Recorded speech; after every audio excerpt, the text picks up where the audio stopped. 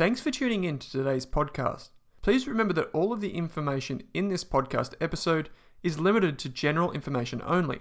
That means the information is not specific to you, your needs, goals, or objectives, so you should seek the advice of a licensed and trusted financial professional before acting on the information. And before you acquire or apply for a financial product, please read the PDS or product disclosure statement, which should be available on the issuer's website. Lastly, please keep in mind that past performance is not indicative of future performance.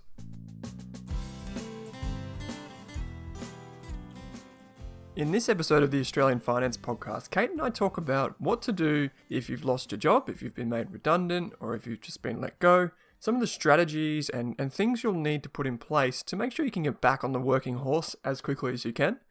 We've got some great show notes for this episode, so if you do find yourself in this situation, rest assured there are some good resources and they're free that can help you navigate through this uncertain time. We hope you enjoyed this episode of the Australian Finance Podcast.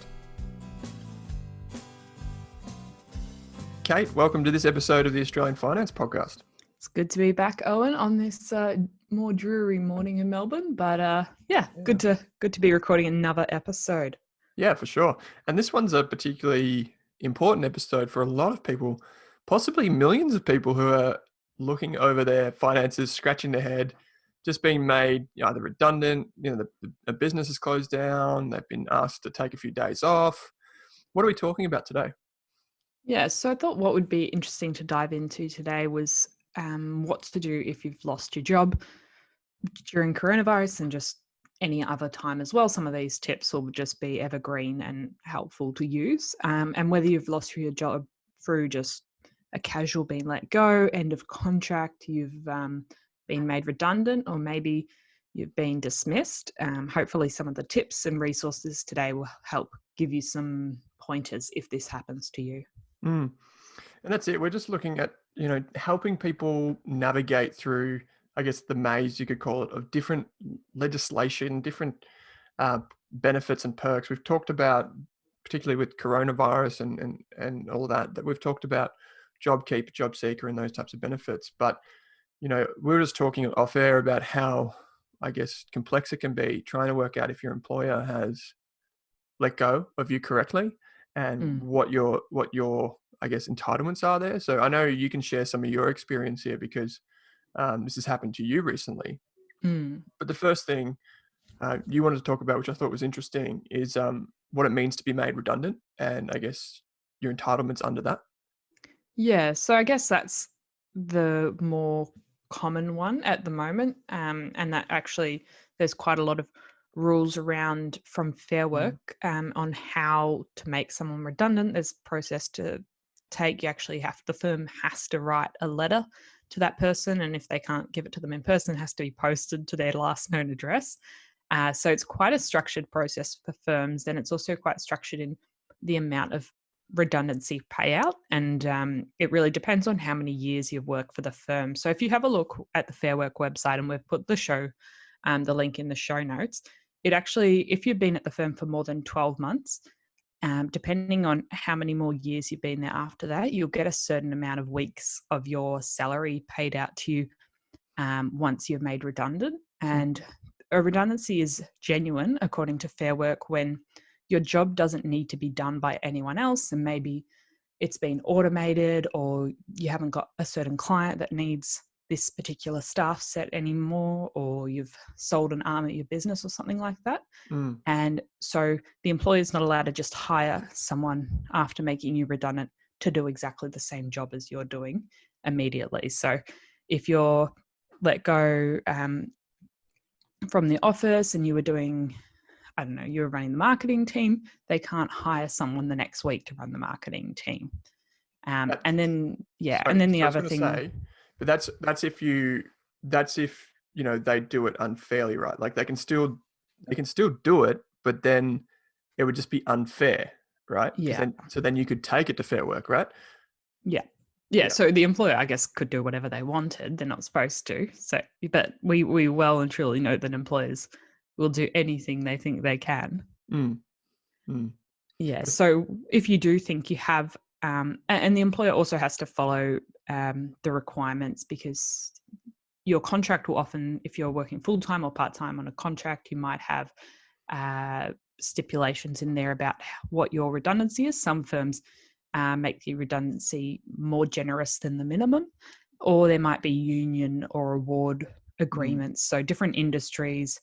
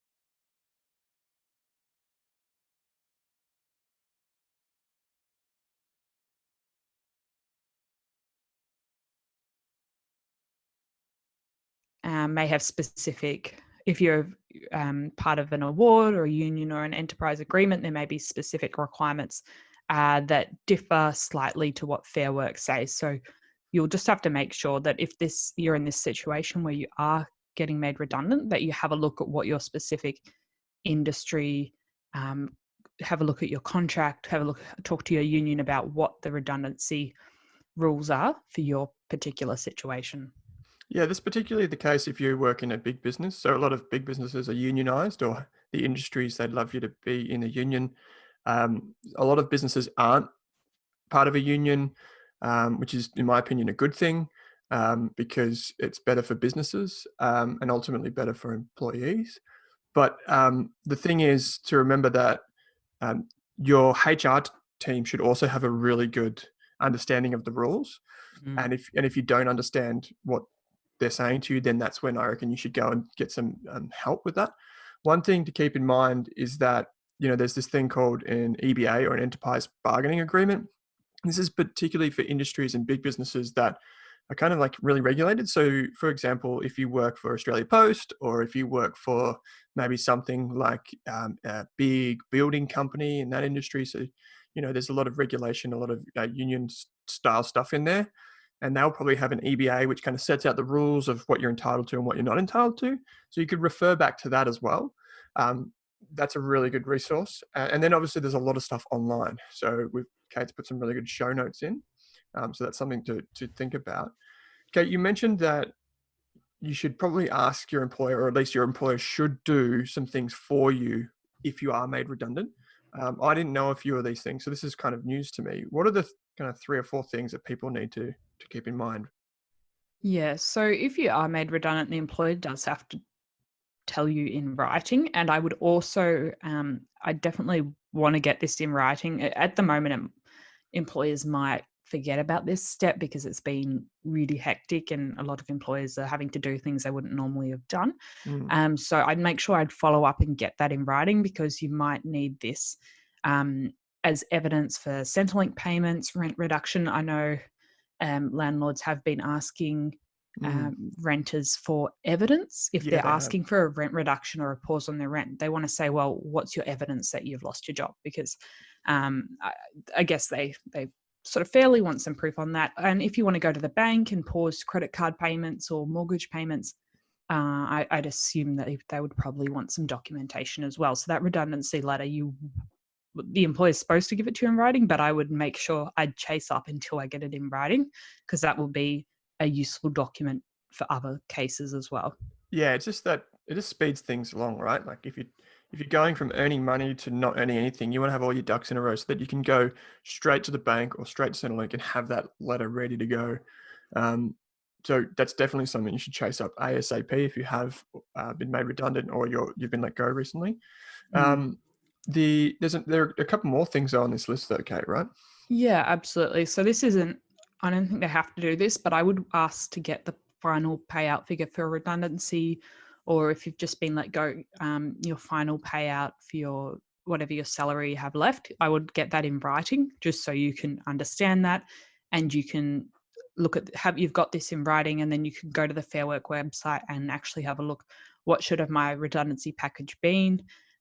Is this appropriate in my industry? So get everything in writing from them, and also ask to get your final PAYG statements, your pay slip, and they might also.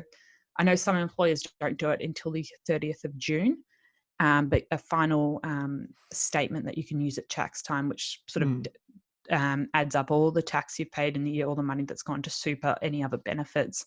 Otherwise, you'll have to hassle them at the end of the tax year. So maybe they'll do that for you. Not all firms will, though, but it's worth asking.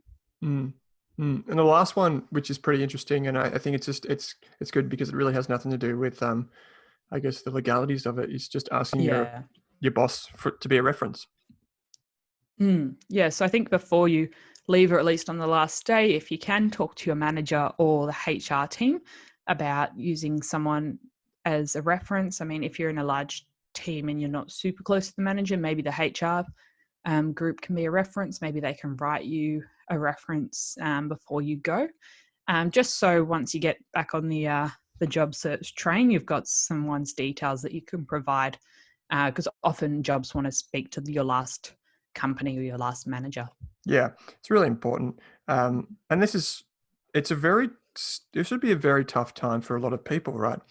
Getting let go from their job, feeling a bit insecure financially, and then trying to act calmly and not burn your bridges with employers, particularly if it's Mm, small and medium businesses or if there's any type of history there. It's pretty hard. It'd be pretty yeah. hard to stomach that. So it'd be pretty easy to lash out and think, you're not doing this for me. You didn't do that.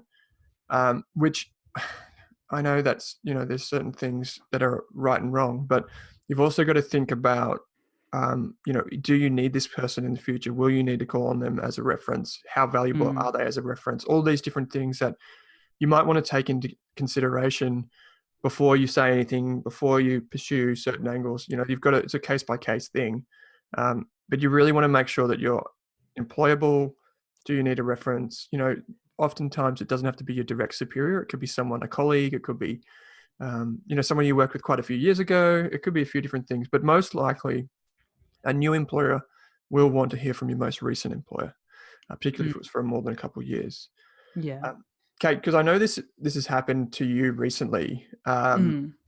We talked about you going away, and we always talk about emergency funds. We actually got a really nice email, didn't we, about someone who had been made redundant or let go, and they have that cash balance behind them because they'd listened to the podcast, they'd saved up that money, and I guess that was just awesome. But um, one thing that you've done recently, I know you've gone back and done a bit of study, but you're just taking a break, right?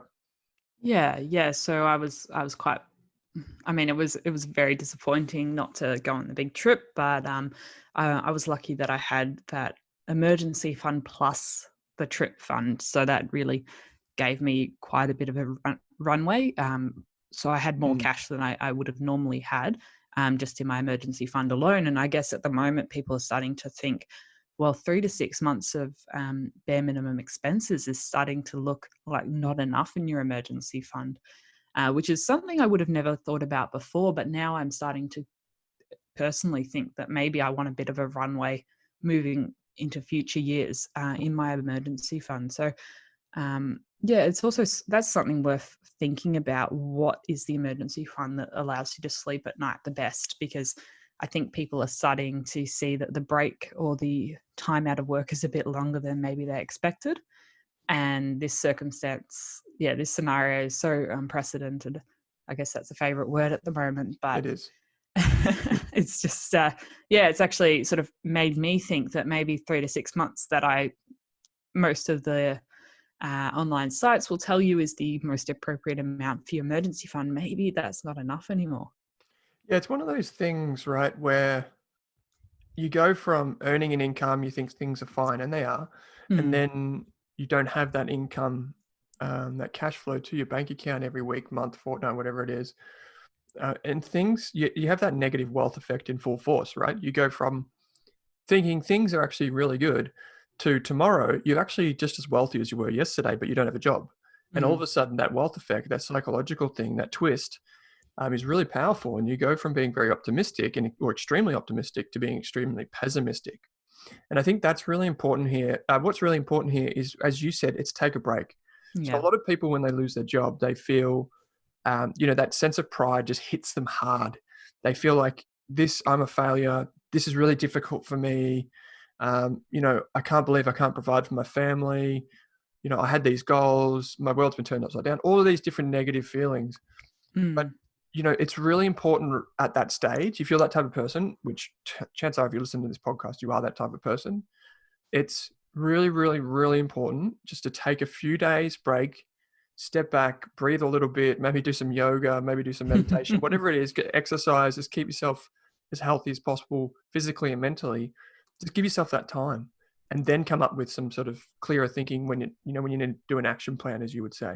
yeah, and I think it's also while you have a few days at least break before, if you're going to say something to your previous employer because you're not happy with something, I would always leave it a few days just to calm down, get over the shock before saying anything or writing anything that you might regret.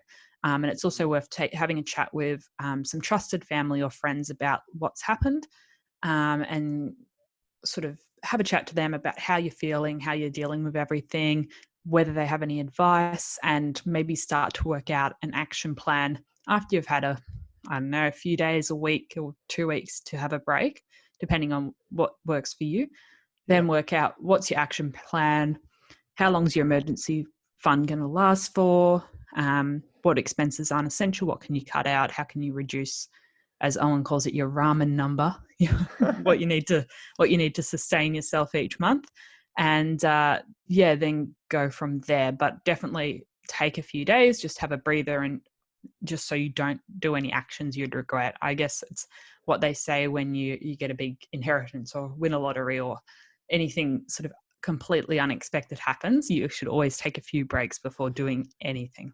absolutely, absolutely. And then I guess we talked just to loop that back in with the income, the emergency cash balance. One of the really important things, and one of the things that we should be grateful for in our country, perhaps too grateful for at the moment, if you ask some people, is that you can go straight to applying for benefits. So we're Yeah. a lucky country in that respect. We have social security benefits. We call it job seeker. There's also one now for businesses called job keeper. There are many others. There's ones, veterans, all Yeah, different and types of there's things. also youth allowance if you're under Yep. 22. There's pensions, there's all different types of things. So we're very lucky to have those. And one of the things that you can do to try and slow down that chewing into your emergency cash balance is to go and to apply for one of these benefits as quickly as you can. And we have, but specifically you, Kate, you've written a lot about this, and Mm. we even recorded a podcast separately on this. So that would probably be, once you've had a bit of a break, that would probably be the next thing to do, just so you can stop that eating into your cash balance. And it does take a while, right? Like it does take a while to get these benefits flowing into your account. Mm. Yeah, so when I applied, just to get the reference number, because I didn't even have the Centrelink reference number at the time, back in late March. I think the whole process before getting any of the job seeker money was about a month. But we've since heard from Centrelink, and they said it's actually Yeah, been sped up quite a lot, and you can get the reference number online. So um, yeah, hopefully if anyone else is applying that now, it's a much quicker, maybe 1 or 2 week process to actually get some cash flow into your bank account so you can cover all your living expenses and don't have to eat too much into your emergency fund. yeah. And you've actually written something about this, so we'll put that in the show notes and how you can go about it. And that's a really good point. Is that it? Even people who haven't been on any type of benefit before, not only do they feel like there's this stigma around it, which, by the way, absolutely no shame in using these benefits. That's why we Mm, pay tax. That's why I pay yeah. tax. It's why you pay tax. It's why we do it, right? Um, One of the things about this is that if you haven't done it before, it does take a little bit of time, but be mindful that what's most often the case is that you apply and the payments will be backdated. So even though Mm, you might not receive the money, let's say optimistically it's 2 weeks, but let's say it's 2 months, they will catch up with what you're owed. So keep that in mind. Kate, obviously this is kind of like a 3-step process. The first thing is just assessing the situation, making sure you have all your documentation. Second mhm, thing is just, I guess, what can you do in the meantime? So we talked about job seeker. You might even do side hustles. You might try and find creative ways to make money. But the third thing is kind of getting up and getting back on the horse, starting a search for a new job. mm. So this is very simple. It sounds like just get a new job, and how easy is that? But in reality, this is a hard thing, and particularly when Mm. you're talking about, like we talked about some episodes gone by about unemployment and the numbers and how it's pretty scary at the moment. So what are some of the steps that you've taken or you would say to people to take now if they're looking to get back on the horse and get a new job?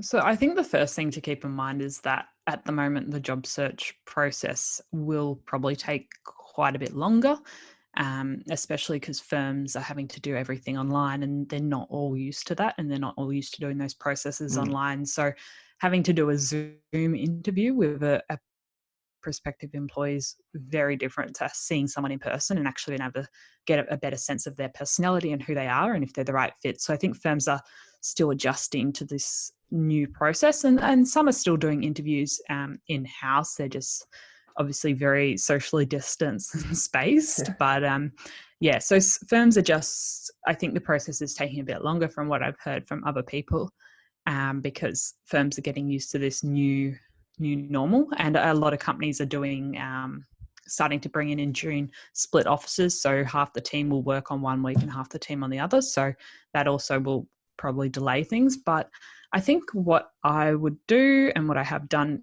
once you've started the job search, starting to think, do you want to work in the same industry and the same job as you were before? Could you work somewhere slightly different that is hiring at the moment? Because I know a lot of areas like Centrelink were hiring a lot of people, and supermarkets and contact, um, all sorts of customer support roles. And so there were some areas that were hiring a lot, and then there were some industries like media and journalism where media offices have been just shut down by the dozen all over Australia, which is really sad. But I guess it's time to think, which do you want to stay in the same industry, or would you have more luck maybe pivoting and using your skills in a different area? Yeah, I think that's a really good point. We talk a lot on this podcast about preparing. So we talk about preparing for whatever life throws at you. We talk about Mm, emergency funds, we talk about insurance, we talk about all that such type of thing from a financial perspective. But one thing that is so important that we emphasize so much is just learning, being yeah. this kind of lifelong learner, investing that hour a day to upskill, to make yourself valuable, to learn new things, to be more worldly, if you want to use that phrase. One of the things that is really important here is that you and I talk about, I know you're doing a bit of study here now, Kate. Um, I try and learn everything that I can as often as I can because I always want to be prepared for whatever comes next, or at least Mm, as best as I can. And one of the things is that you can take so many short courses online. You can learn some skills on YouTube that you can put on your resume. For example, a really important one right now, which is what you just mentioned, is doing a Zoom interview. You know, yeah. if if you listen to this podcast and you don't know, the basics of using online tools like say Zoom or any type of recording or video software, or you don't understand how, for example, like Google Docs or Microsoft 365, like all of these essential skills in a modern age, if you don't know how they work, the best place for you to go right now is just to spend some of your time that you have off going and researching these new skills and then putting that on your resume and saying, yes, I'm familiar with this. And by the way, most of these things you can learn for free. So, Mm, and their skills are going to stay with you for at least the next decade until probably they get made redundant by something else. But these are all skills that you can learn and you can apply for new jobs in new industries. I've said this before on the podcast, but and you're just about to get to some free online resources. But one of the things I'm a big fan of, and I think a lot of people should be spending more time thinking about, is if you're a type of person that likes to understand how things work. So you're a tinkerer, you're someone who uses logic to try and question things, you should be really applying your skills to software and technology, because these are industries that are going to be with us for the next decades. In my opinion, there's just not enough Aussies that understand this stuff, and it's going to be a huge industry for us many years into the future. That's just a little aside. But Kate, you've got other things, not everyone's like that. You've got some resources here. Where could people go to learn or take one of these free courses? Yeah, so some of the favorite ones I always mention are edX, FutureLearn, Coursera, Khan Academy, and I know Owen's a big fan of YouTube to level up your skills, but most of these are free. You can decide, I want to go learn about physics or anything like that. Coursera and FutureLearn, they have a lot of really useful courses that you might want to go and learn business skills or accounting, or there's so many courses on technology and coding and all sorts of AI. So that might be something you want to have a look into. And they're all taught by professors at unis. There's another app called Skillshare, where if you want to learn more specific skills, you can just get taught by someone that's an expert in their own house, and they just film and put up some videos on how to do something really specific as well. So that's, I think you can even learn how to make bread on that app. So yeah, and so there's a lot of places where you can actually just do some free online courses. If they're on one of the university platforms, and you can get it certified as well, and you can then put that up on your LinkedIn profile. So that's something else I would be doing. I'd update your LinkedIn and your Seek profiles, because you probably haven't touched them since the last time you applied for a job. And both of these platforms have a job search function that you can turn on. So once you've updated your profile, put all the details of your most recent position in, and really, I think it's important at the moment, since a lot of stuff's happening online, to really break down what your roles and responsibilities were at your previous job, just so they can get a really good picture and they know if it's worth giving you a call or an email. But put that in the LinkedIn and Seek profiles, update your description, update your photo if it was taken when you were still in high school, and then turn on the job search function so recruiters can actually find you as well. So, and then what I'd do next, I would go and update your resume with your most recent work experience and any other qualifications. A lot of times you've done new qualifications while working at a job. Maybe they paid for them, but go and update them, update your resume and add those qualifications in as well. Yeah, it's just such an important thing, right? One of the things you do as an employer is if you get a good applicant that comes through, the first thing is shock and awe is you stalk them online, and you go to their social media profiles, you go to their LinkedIn, you right click and you open it in incognito so they don't see that you look at them. All these different little things that you do, and they play a big part in building, I guess, the image and profile of who you are. And that's a really important thing you mentioned there, Kate. Have an up-to-date photo of yourself. Look happy in your LinkedIn photo. Do all these things, these little psychological nudges that help the recruiter along their way. And put your email and your contact details on your LinkedIn profile, because otherwise, sometimes they don't want to just send you a message. They want to just email you directly. So just make sure you've got your contact details on your profiles and they're up to date. They're not your old email address. Yeah, and one of the things you get with a lot of younger people, and pretty much every graduate that hasn't really thought widely about this, is you have the email that you created when you're in high school. Yeah. And it's kind of like sexychick@hotmail.com or like cool dude 44, sort it out. You don't all these little things. The most stereotypical examples of emails you could think of. Yeah, that's it. And so you want to appear professional, but also you want to appear like you're the right fit. So you want to nudge the recruiter psychologically without them even knowing into the right direction. You're a good candidate. You've explained all the skills that you have on your profile.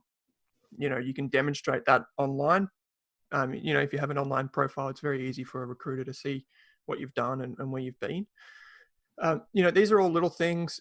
If you're looking to, one thing we should probably mention, if you're looking to get into the finance industry, which is quite a big industry in Australia, and it's growing, is consider things like blogging, consider things like building kind of like an online portfolio. And if you're not getting into the finance industry, another one would be to make yourself available on things like Upwork, Freelancer, all these different things, Elands. These are like Airtasker. These are all different platforms for you to find work. But even if it's not necessarily your forever job, it can add to your portfolio and it can Mm, add to the things that you've done. So, you get some cash in the door just a little bit. It might be simple little jobs, but at least it's something. And you also get the added benefit of putting it on your resume should you so choose. So that's another little thing. And I guess as we come to the end of this, Kate, one thing to reflect on here is that when we talk about upskilling and reskilling and crossing over to different industries, these things don't happen overnight. Sometimes you've got to take the job that you don't want to do straight away while you mm, invest in yourself. There's, compounding. You can compound your knowledge. It takes quite a few years before you get to the role that you want to be. So that may be a reality in the current environment in 2020. So And yeah, you something to might think not be about. able to find your particular job or skill set may not be hiring at all. So you might have to sort of take a different direction for a while before you can work out how to get back into your industry or something you like. And I guess it comes Mm, down to if you need money in the door straight away, if you want to start working straight away.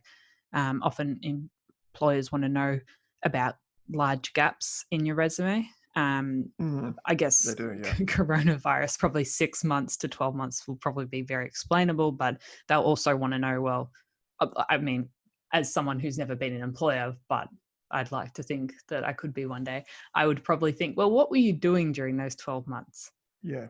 Um, yeah, like, did you do anything during those I was in South America having months? some What skills did you ayahuasca. Like learn? that's a pretty good Um, explanation. Yeah, because I know, especially other young people that have got jobs, if there's a break in their resume that they weren't doing uni or weren't doing any work, often they're asked, well, what happened during that 6 to 12 months time? Mm, But I guess a lot of people are going to have this same gap in their resume because of coronavirus. So yeah. it's probably a little bit easier at the moment. And one other thing, sort of start having a look on LinkedIn for recruiters that specialize in your industry. More and more recruiters are now Mm, specializing. Like I know in the financial services industry, there's recruiters that specialize just in hiring people in asset management and fintech and insurance. So work out what are the recruiters that specialize in your niche or the areas you want to work in, and get in touch with them, because mm, if you make their life easier because they've got your resume already at the top of the pile and they know who you are, then when a job comes along, they don't have to search as hard. It doesn't take them as much time. They know that you're a potential candidate that's available, ready to start now. So I'd certainly start reaching out to some relevant recruiters. Don't go spamming them, but uh, pick a few yeah. Give choice them a recruiters call. to get in touch with. Yeah. Yeah, and maybe they've got contact details that you can call on their website. Yeah, it's really important. So, whenever you go through life, one thing I've learned, particularly in business, is that to know the incentive of anyone that you come across in your life. Mm. So, what is their incentive? Why are they doing what they are doing? And how do you best appeal to that incentive to persuade them in a way that you want them to be persuaded? And for a recruiter, you just need to find out how they're paid. And surprise, surprise, they're paid when you get a job. So if an employer goes to them and says, "Hey, Mr. Recruiter, I'm looking for an analyst to work in my finance business. Go and find me the best one." If they already have someone on hand that they know is a good fit, which might be you in this case, what they do is they just say, "Hey, future analyst, I've got a job for you. You want to have an interview?" And they're sure. You go in a week later, you get the job. Well, that recruiter's loving it because they did virtually nothing and they get, maybe $10,000 and then when you're there for 3 months and you pass probation, they might get another $10,000. So there's a lot of incentive there for them to act quickly, to have you on their short list and be ready to go. And obviously for you, that's a good thing too. So that's something to keep in the back of your mind is just make it easy for them. And then when you Mm, speak to the employer, know their incentive. What do they want from you? Appeal to that. Tell them how you solve that problem. These are really just often overlooked soft skills, but they're really important. So, mm, answer those questions before they even have them. And all of these things combined, I think the way, maybe a fitting way to end this, Kate, is just reminding people just to be optimistic because we won't be in coronavirus forever. There will come a time when, we'll be back to full employment. People will be, fighting for different employees and trying to get them into their business and offering higher pay packets and all the rest of it. So there will come a time. There's some great services out there. Kate has detailed them. Just be a little bit optimistic. Things will be okay. And I also just think about what the workforce might look like in 5 years' time. We may well and truly get back to full employment, but the full employment's going to look quite different Hmm. to what it did in 2019. There's not going to be as many jobs in some sectors, but there's going to be a lot more jobs in others. So just I'd take a little bit of time now just to have a look at.